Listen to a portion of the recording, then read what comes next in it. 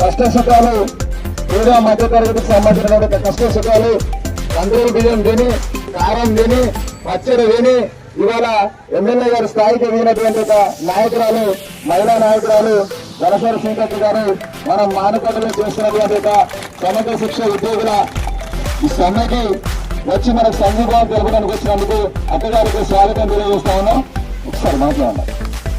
ఉద్యోగుల ఐక్యత, ఎస్ఎస్ఏ ఉద్యోగుల ఐక్యత, ఎస్ఎస్ఏ ఉద్యోగుల ఐక్యత. మరి ఈ రోజు నేను ఒక మీటింగ్ పని మీద మైబాద్కి రావడం జరిగింది.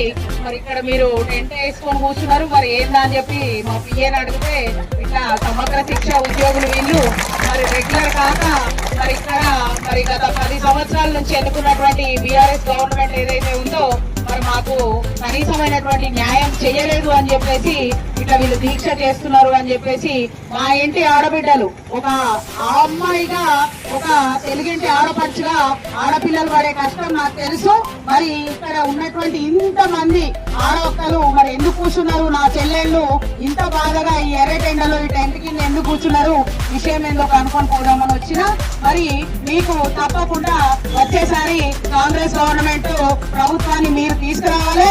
మన ఇంటి ఆడబిడ్డలాగా మీరు అందరూ కూడా మనకు మన కాంగ్రెస్ గవర్నమెంట్ తీసుకొస్తే, ఎందుకు కాంగ్రెస్ గవర్నమెంట్ తీసుకురమ్మంటున్నా అంటే అంతకు ముందు కూడా మిమ్మల్ని రాజీవ్ విద్యా మిషన్ ద్వారానే మిమ్మల్ని అందరినీ కూడా ఈ కాంట్రాక్ట్ బేసిక్ లో ఉద్యోగానికి తీసుకురావడం జరిగింది. మరి ఈ యొక్క కాంట్రాక్ట్ విధానాన్ని రద్దు చేస్తూ మిమ్మల్ని అందరినీ కూడా రెగ్యులరైజ్ చేసేటటువంటి విధానాన్ని తీసుకురావాలి. అది ఒక కాంగ్రెస్ గవర్నమెంట్ తీసుకొస్తుందని నేను ఈ సభాముఖంగా తెలియజేస్తున్నా. మీ అందరికీ కూడా తప్పకుండా regularize after elections Congress government వచ్చిన తర్వాత మీ అందరికీ కూడా రెగ్యులరైజ్ చేయాలని నా వంతుగా నేను ప్రయత్నం చేస్తానని సభాముఖంగా హామీ ఇస్తున్నా. Thank you.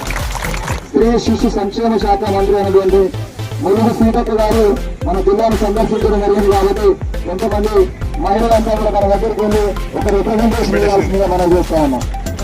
ఎస్ఎస్ఏ ఉద్యోగులందరికీ కూడా ఉద్యమాభివందనాలు.